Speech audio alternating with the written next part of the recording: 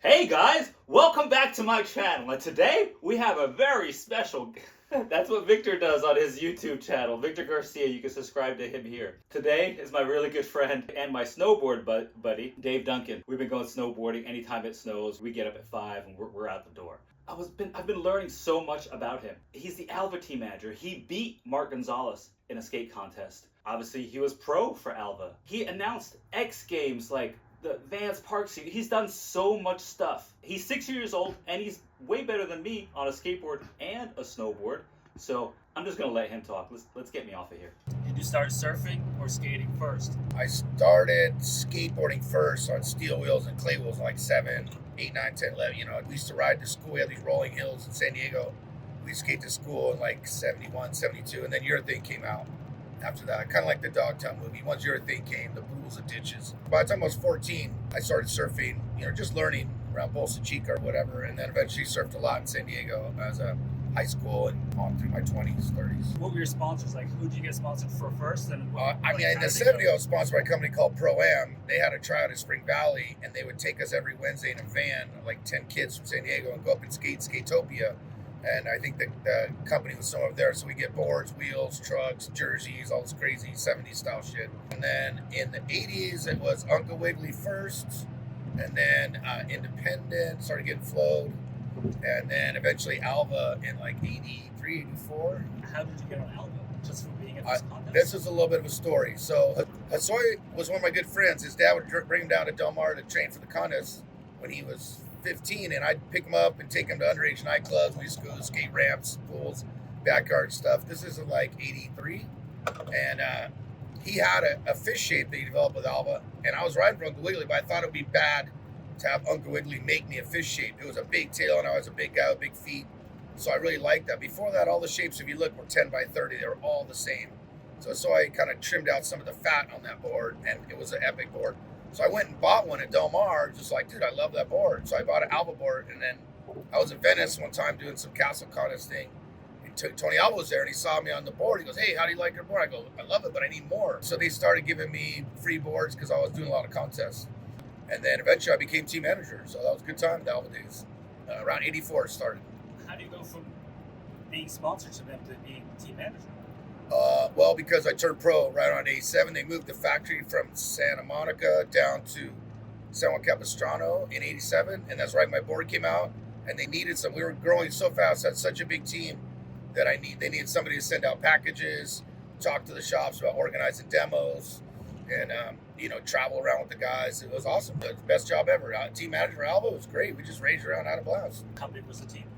Oh man, we had, if you look at the Chicago poster in 88, a year after I was there, I helped get a lot of those guys on the team, Johnny and Craig and all them from the Zorlak. We had 4 Zorlak, Fred Smith, Murphy, Johnny and Craig all rode for Zorlak. And we had them all over the U.S. It was very naturally strategized, NorCal, SoCal, East Coast, Florida, whatever, Texas, and then Danforth was the Midwest. So it's crazy. Guys from all over the country. It's pretty cool how we had it. It just naturally happened that way. But it worked great for marketing because everybody was around to do demos wherever. Okay, so that team photo with everybody with the leather That's jackets. just pros.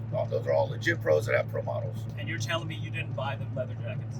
Oh, fuck no. No, we were in Surf, Ohio. Sorry for my language. Surf, Ohio doing a street demo, a street contest. And that's when we flew in Johnny and Craig to Chicago to do the team photo because everyone else is there and those guys didn't do street. So we're like, this is the only time we've ever gotten all the guys together at one place at one time. We have 6 or 8 of them, but never all 10. Yep. So we planned it to do that. Stevie Dredd, the guy who lived in Chicago, had a super famous photographer, and we went to his house, started partying, and we didn't know where to do it. We're like, let's go check it out on the back roof, fire escape on his roof.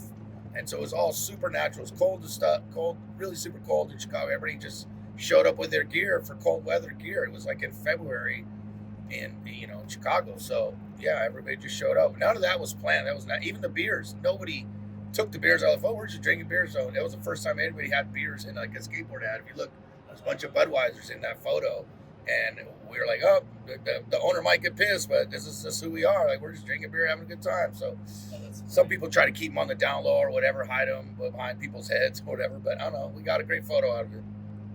Yeah, it's an amazing photo. Yeah, legendary times. Tell us about turning pro.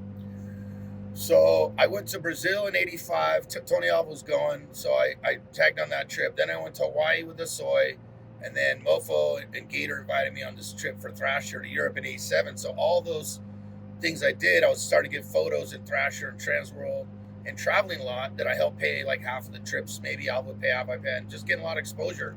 And skateboarding started getting so big in '87. They go, hey, you got a name.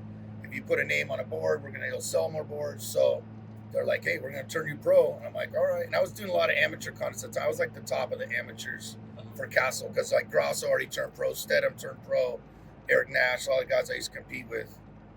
Anyways, yeah, so it's just like my time, I guess. So, yeah. I remember one time in the 82, 83, there was only 20 pros in the whole world, maybe 22. The legit guys, Lance Mountain, this is before Gons and the street guys came in, but Lance Neil Blender, Lester, Tony Hawk, all those guys. And then eventually, as Grosso and a lot of Schroeder and a lot of people started turning pro, eventually, 3 or 4 years later, there's like probably 100 pros across the world. So I was part of that whole growth spurt of the late 80s of just, you get a pro model and, make money to travel. And all the companies wanted something new. You got a new pro, you got a new graphic. So that helped the companies. They all just started turning everybody pro and everybody got graphics and crazy time in skateboarding. I did a lot of the amateur contests where the pros, NSA contests. So I did Castle, and the people who ran Castle also did NSA. Frank Koch, Tony Hawk's dad, and it was at Del Mar and Upland, my local spots.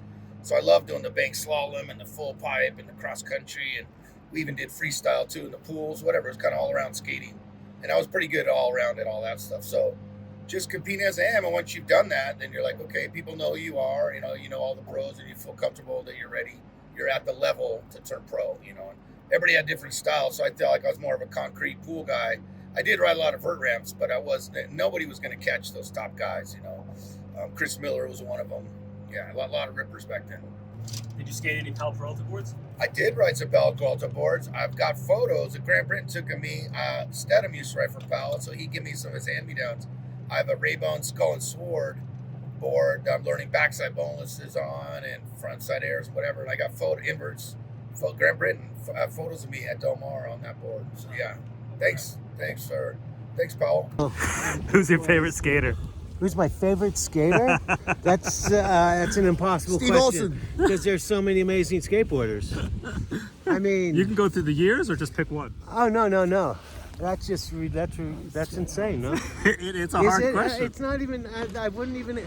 I don't have an answer for that question because there's way too many amazingly great and gifted and great skateboarders. So, a lot of them.